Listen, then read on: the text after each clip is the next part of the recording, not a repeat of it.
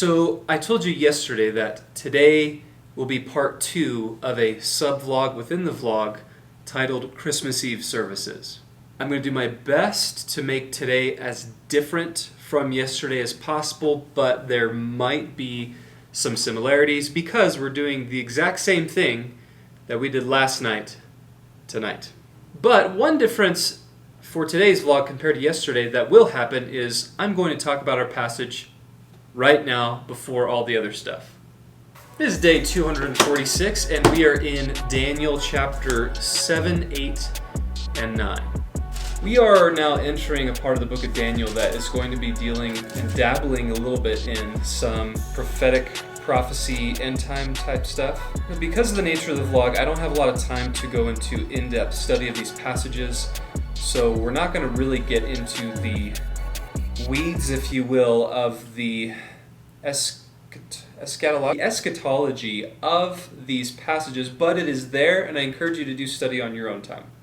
So Daniel has 2 visions, one in chapter 7, chapter 8, and the first vision is about the 4 beasts, which represent, like, the first one's the Babylonian Empire, the second is the Medo-Persian Empire with the bear, the lion with the eagle's wings is Babylonian Empire, then the third is the leopard with the 4 wings, representing the Greek Empire run by Alexander the Great.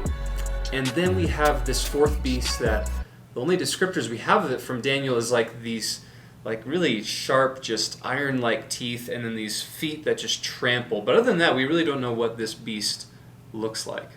Then chapter 8, his second vision is about the ram and the goat, and how the ram had these 2 horns and was very powerful, but then this goat comes along with this horn, and horns are represented in Scripture as having power, and it would seem, well, we read that it says this goat had power over this ram. When we look towards the end of chapter 8, that's where we see the reference that the guy that David is speaking to in these visions is saying these are things regarding the end. And however we interpret these things in terms of the eschatology and how it relates to end times, one of the things that's really neat is throughout Daniel's visions is he has these pictures of the Ancient of Days, essentially this one that is all-powerful, representing God, that even though all of these nations are rising and falling and there's these intense images that he is having, and Daniel himself says that he's terrified after these visions, that still the Ancient of Days reigns. Like God, he's still reigning, he's still in control, even in the midst of all of this craziness. In chapter 9 is really Daniel's response and reaction to these visions that God gave him, and it's that time, it's the appointed time in which God said that the exile would end for his people. So Daniel has this prayer of the Lord, and really it's a very humble and acknowledging his sinfulness, the people of Israel's sinfulness, and how everything that they had coming to them they deserved, and God was just in doing so. And now he's pleading with the Lord, would you fulfill your covenant? Would you restore back the glory of your temple? Would you essentially restore your exiles and bring them back to the land, just as you said you would, as these 70 years have happened?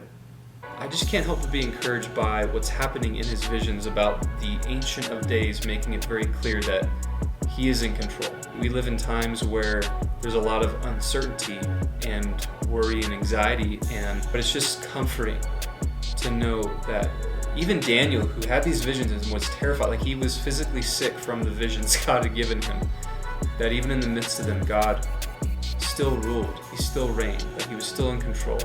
And it was actually very close towards the redemption of his people. So I think even the difficulties and the challenges that we go through and the things that we see that perhaps even dishearten us, I think we can take heart in those things because they're a reminder of how much closer we are to our ultimate redemption. That's what we're after. That's what we long for the most as the people of God.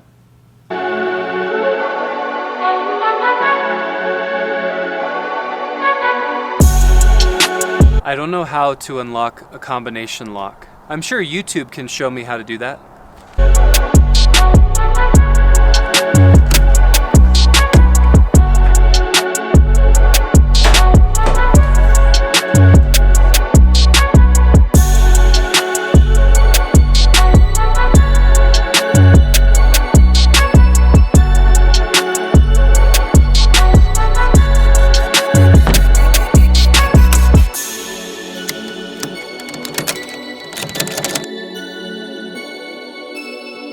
will not be telling you what the combination is.